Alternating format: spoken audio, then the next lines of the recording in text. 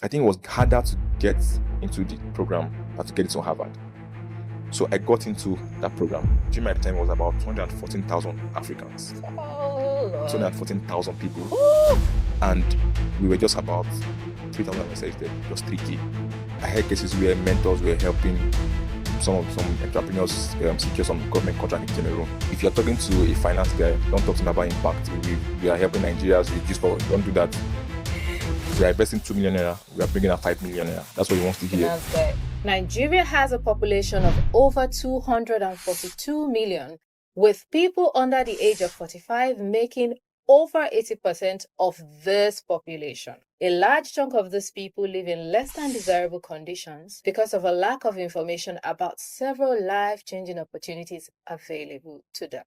And we're doing something about it. Welcome to the maiden episode of How to Access Opportunities as a Young Nigerian with Folashade Abimbola on 88 Lately. My name is Folashade Abimbola, a PR expert, media personality, entrepreneur, but most importantly, your host. On this episode, I have Shadrack Akpan, a Tony Elumelu Foundation alumni, founder and CEO with Stone Gates, a solar energy company based in Lagos, Nigeria. He will be sharing with us how he was able to win the Tony Elumelu Foundation grant and his story so far. Ladies and gentlemen, welcome to the show. Hello, welcome to the show. Thank you. Now, I'm so happy and excited to see you, and I just want to jump into asking you all the details about the grant, but I want the audience to get to meet you, get to know you. So please tell us a little bit about yourself. All right. Thank you for having me. This happens to be my first podcast session. Really excited. So my name is Shadrack, like you rightly mentioned.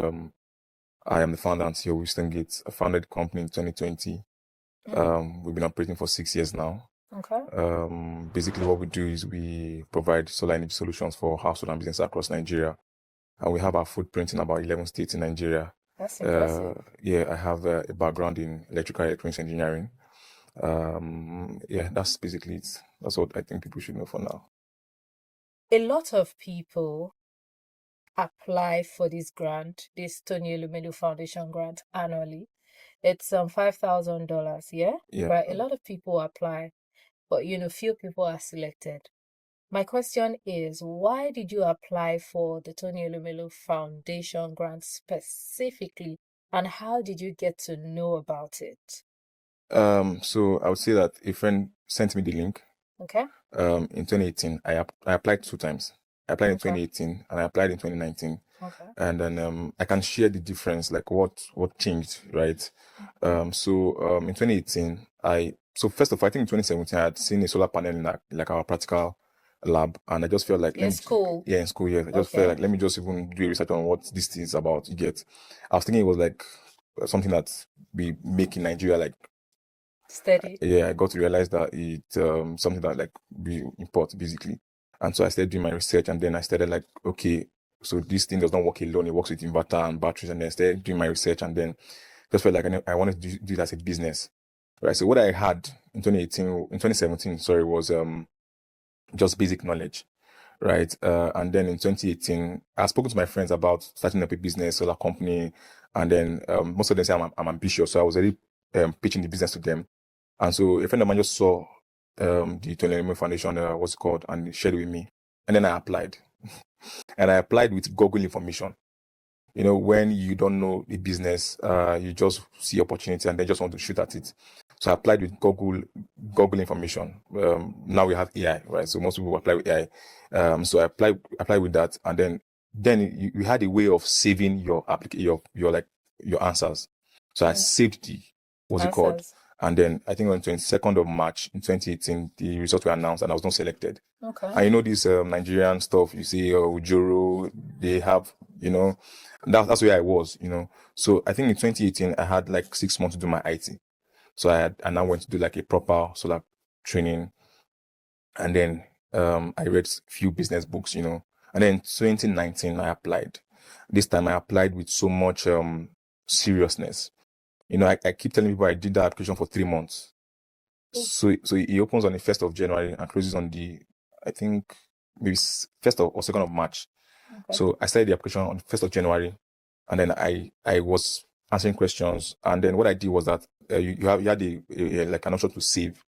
So I would save my application without submitting. Then when I'm going on the road, I hear something from somebody that connects to something I was doing.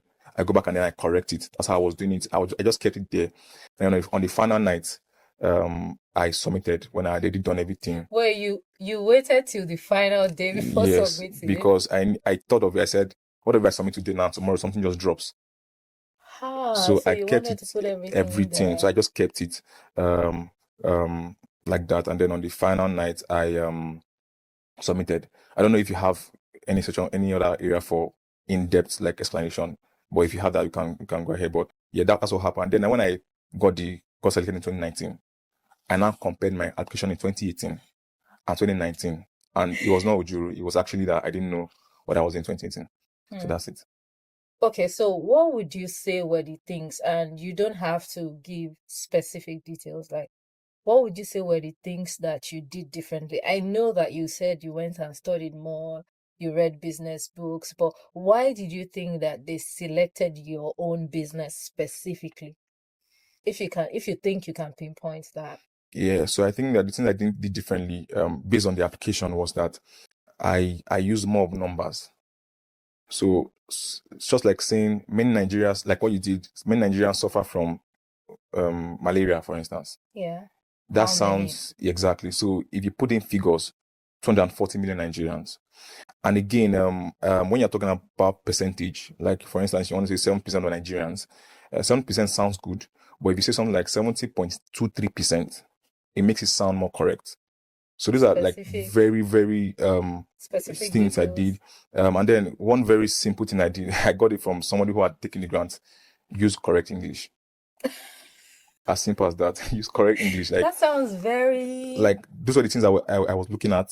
Like use correct English. Make sure that what you are saying is correct. If you can state, if you say, for instance, according to IMF, Nigeria, those kind of things make it look like you have done your research. So those things are the things I did differently. I also think that again the need for climate resilience was needed. So of course I'm in the renewable energy space. As at that time, I think I was competing against 240,000 people in Africa. And then they had a way of showing you how many percent came from your space, your what's it called? And I think then mine was about 9% of the total people that were selected. So so we were just growing. So I think that they were like putting more focus on green businesses. So that's why. But I just think that there were some things I did in the application that I think stood out for me. So what you're also saying is that there are certain sectors that may gain you some advantage because it's not too saturated, or maybe also because that's what the future is moving towards and that's what Africa needs. Yeah. I think that's what you're saying. Yes. Okay, fantastic. Okay, so the program itself, right? The Tony Elumelu Foundation, once you get picked, Yeah. right? You don't immediately get the money, do you? No. Because I know it's a 12-week program where you'll be taken through different trainings. Can you kind of walk us through what that process is like? And I don't know if you remember the full details, but I you know. remember. Yeah, but I'm going to walk you through my own process. Okay. I think it changed at some point.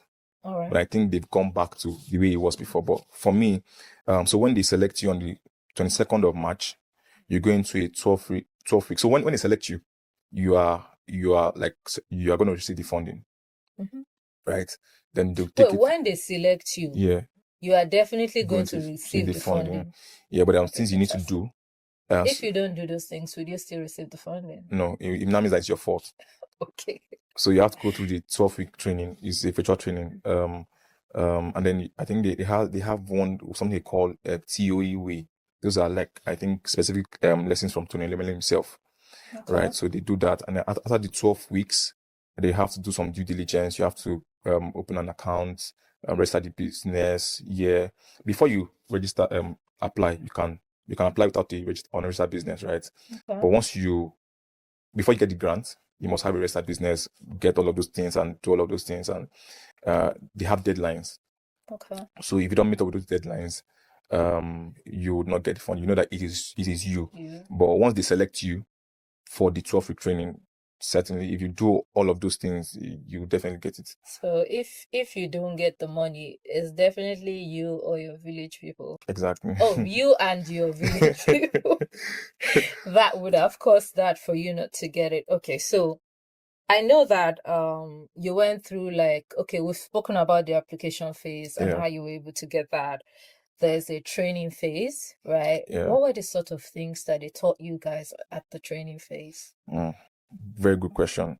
I think that, let me just say this, that the funding is not the most important thing for me. Most people see it as like, but I think that for me, the training was the gold. Because what they did, I love what they did. Before they give you the funding, they help you build a foundation. So when the money comes, you know how to spend it, right?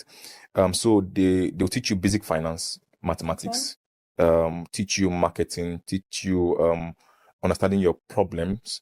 Like when I mean the problem you're trying to solve, teach you how to create a problem that satisfies the pain point of your customers. You know, it's one thing for you to think that your customers have this problem. It's another thing for your customers to tell you that this is where, you know, they say is where I'm the one wearing the shoe.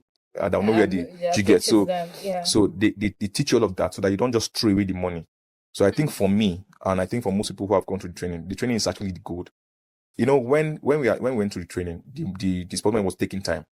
The confidence I had built, I could walk into the bank to take a loan. I'm not even capping. Like that's how ready I was. Right. So I think that for me, the training is the gold. They teach you simple business mathematics, simple business strategies, and then when the money comes, you now use the money to implement. I heard there was a mentorship session. Was that part of your time? How was that like? Because mentorship is very, very important, right? The reason why a lot of people don't get to certain destinations, you know, despite being brilliant and all that, is sometimes because they've not seen someone who's done it before, or they did not have like the right mentors. So what was the mentorship process like on the program? Okay, so they pair you with a mentor. I think during the program, and then the mentor can also mentor you after the program. But yeah, so I had cases where mentors were helping some entrepreneurs secure some government contract in Cameroon. That's how crazy it was. So they mentor you, and their mentorship like can go. Of course, if you are serious, if they see that this guy is serious, they can help you secure some other deals, you know.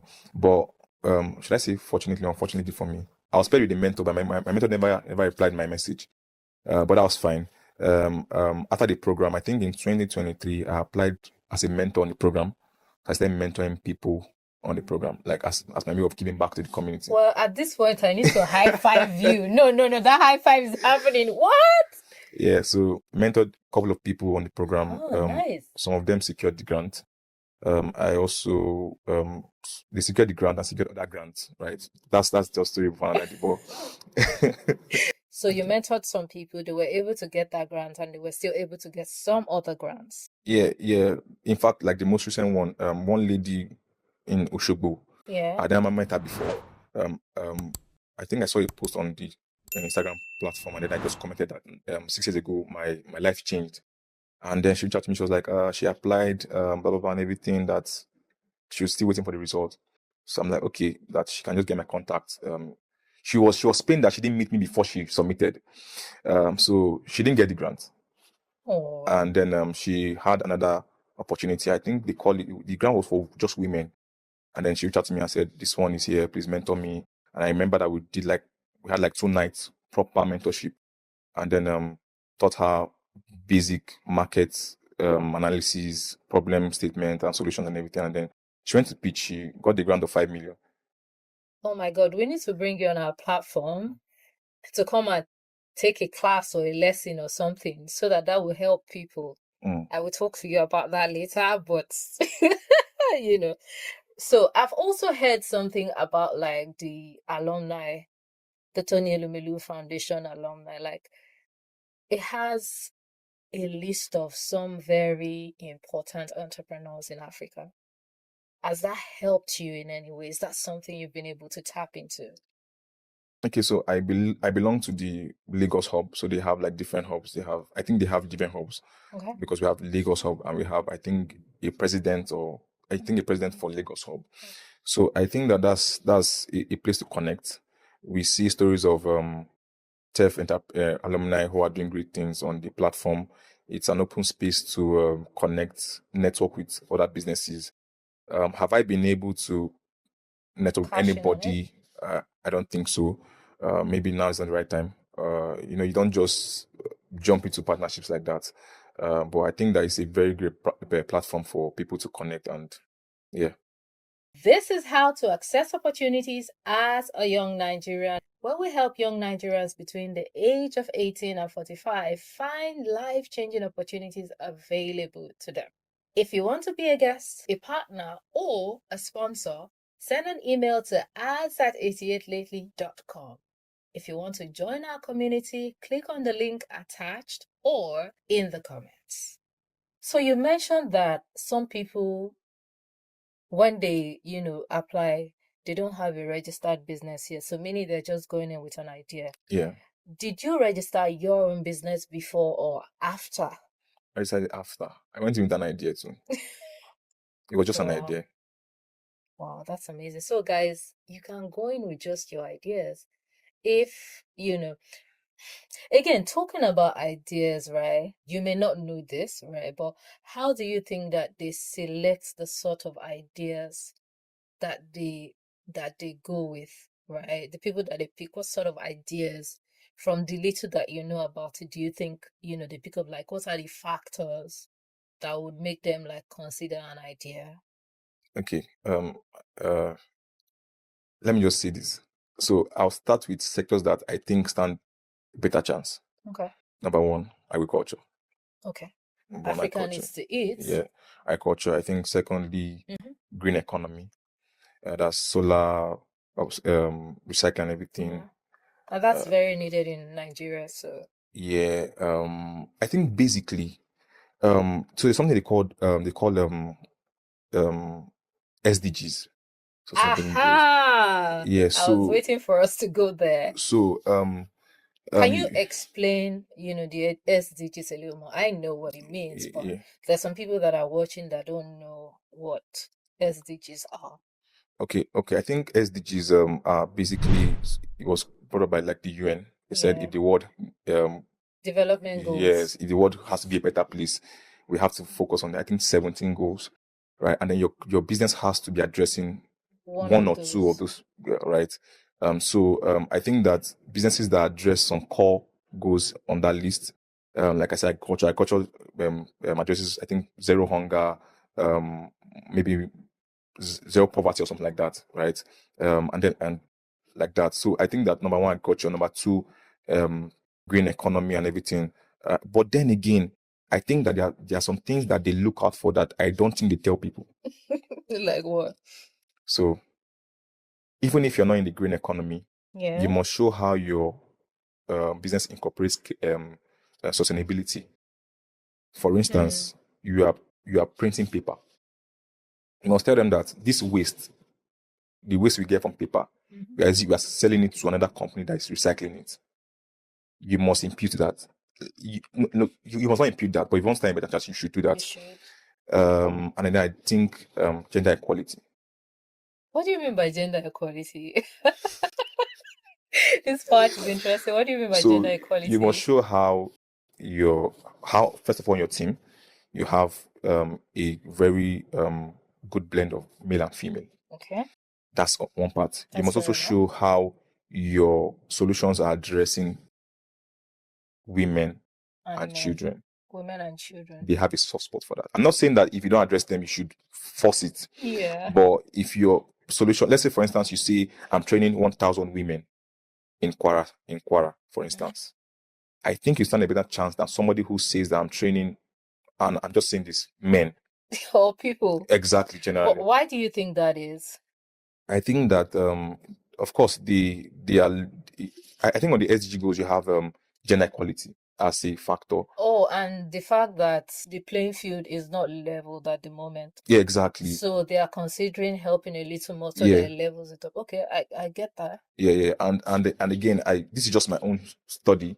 If you look at the foundation, most of them are women. Like most of the people who Why who do you work, think most of them are women? again, they're trying to level up. And I You think think that's the only reason? I also think that personally, I think the founder himself Mhm. is big on gender equality. So going back to core things like I said, gender equality, sustainability. Yeah.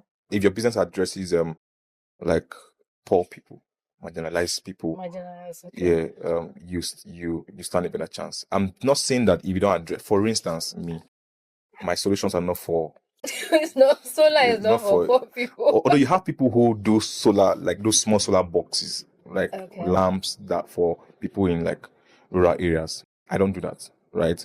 But if I submit my bid for my solution that addresses like problems in urban areas and somebody submits for rural areas, I think that they will fund that guy before me. Oh, I'm not saying, and I didn't change my market because of that. I still did what I did and I got what I got. You get, but I think that um because that's more of a pressing problem. That would seem like more of a yeah, pressing problem. yeah. So I think those are the things for me that would make you stand a better chance to. Thank you. That's very, very, very, very enlightening. So have you been part of any program or fellowship after, Tony Elumelu Foundation? Yeah. I've been part of um a few, but Could you please name them? so there's one after the Tony Elumelu Foundation. In fact, after that program, I didn't believe that people could be giving people money for free. I Yeah. thought that was the only until I think in 2021 I came across Orange Corners Nigeria. Okay. That's one very, very um one program that young entrepreneurs should look out for. Orange Corners Nigeria. It's caused a shift in business for me. 2021. Like it was what will fail me, to be honest. It was something I needed at that point. I applied for it and I got it. And when I got into the program, I realized that people applied 3 times, 4 times to get in, and then they didn't get in. And I just did for the first. And in fact, when I got into the program, people were saying, "How many times have you applied?" I was like, "How many times?" How many times? Wow. Once. And it was so impactful. I think they helped me what's it called, define my market more. I That was where I now built real network. So here's the thing. I understand that the world is moving and then people now do most like virtual stuff, but I think that you can't you can't beat in-person sessions. So the TEF stuff was virtual with Yeah. just me and people on the right. But when I went to like an in-person, what's it called, incubation program, I built networks where we were doing deals that were given by local state government. We were what's it called, doing plants in what's it called, like maybe Edo, those kind of things. Like I built like real network there, and then basically helped my journey. So yeah, Orange Corners Nigeria. After that, Mhm. respectfully, I don't think I can remember anyone. I'm just talking about the ones that really, really impacted me. Mm. Um, You think we should bring someone from Orange Corners, someone who has done that too, to the show? yes, definitely. Okay, we will definitely be doing that. Yeah, We'll definitely. definitely be doing that. And thank you for mentioning that. I hear it's by the Netherlands, Yes, Kingdom Netherlands. of Netherlands and all Yeah, that. yeah. I'm currently doing the advanced program. So Okay. that is the Orange Corners, not Nigeria now, Orange Corners incubation program, alumni inclusion program. I'm currently doing it as an 8-month program.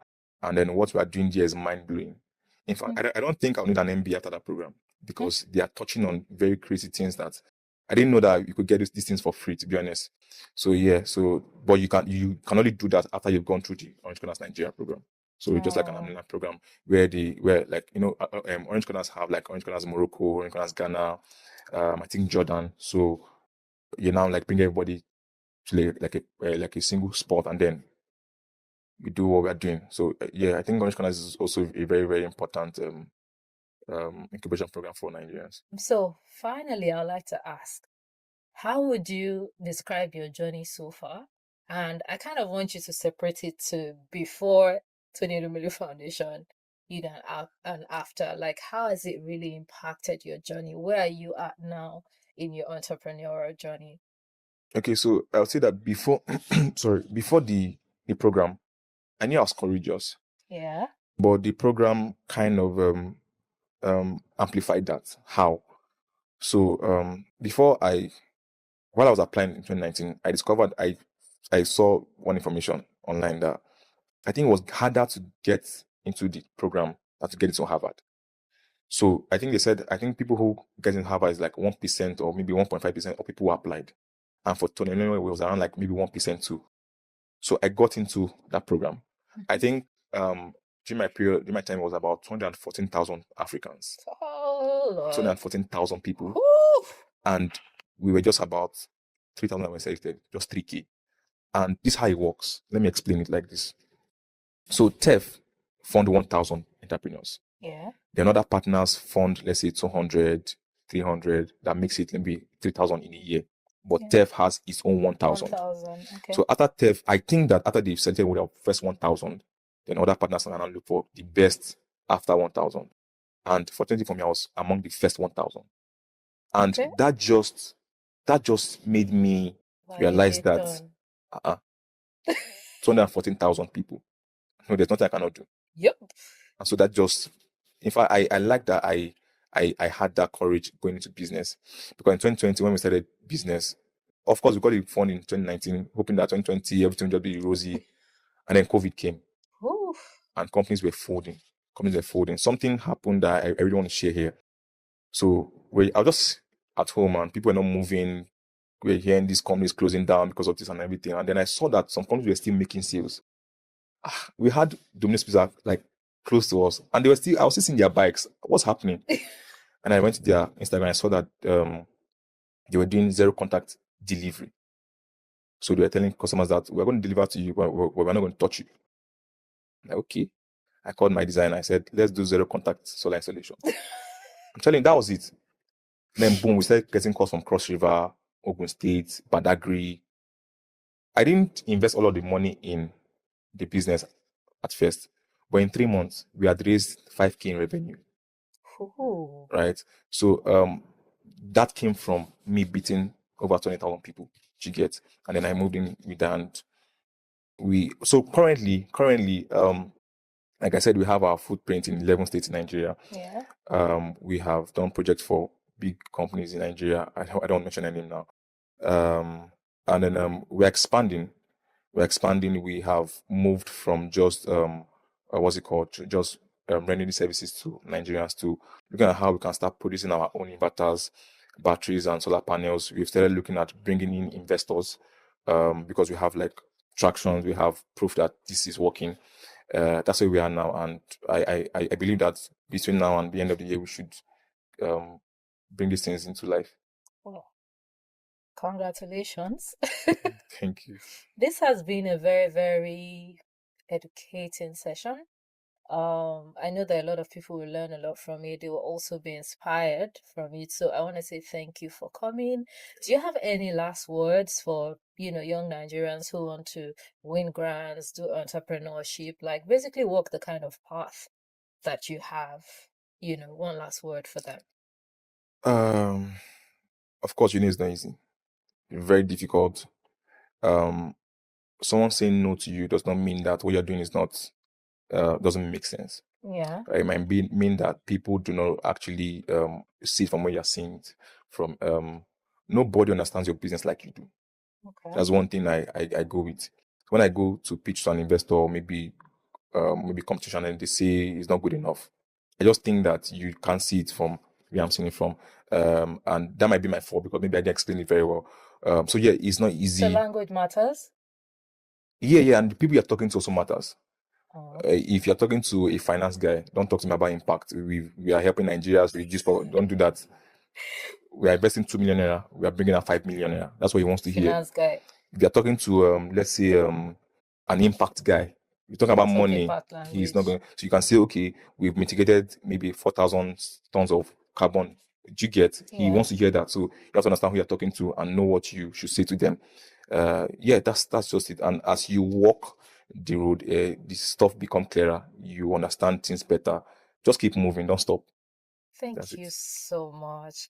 I don't know. I couldn't have chosen a better guest for this first episode. Thank you so much for coming on this episode. I'm sure we're going to be doing other things and having conversations. We have a group. It's more like a community, a channel, a community where we help young Nigerians. We basically give them information about all these things.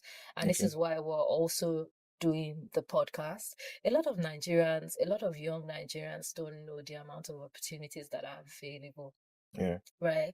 And one opportunity can totally change the life of one person, change the life of one. That person can change the life of their family can change the history of their village. Mm. And one by one, everything can just be better if people just have information. That's basically why I'm doing this. So once again, thank you very much. You've been very impactful. Thank you. And that's how we'll come to the end of the episode today. My name is Fola Shadia Bimbola, your host. If you want to join our community, you can follow the link in the comments or anywhere around this video. I'm going to see you on the next episode. Remember, I care about you and I want you to win.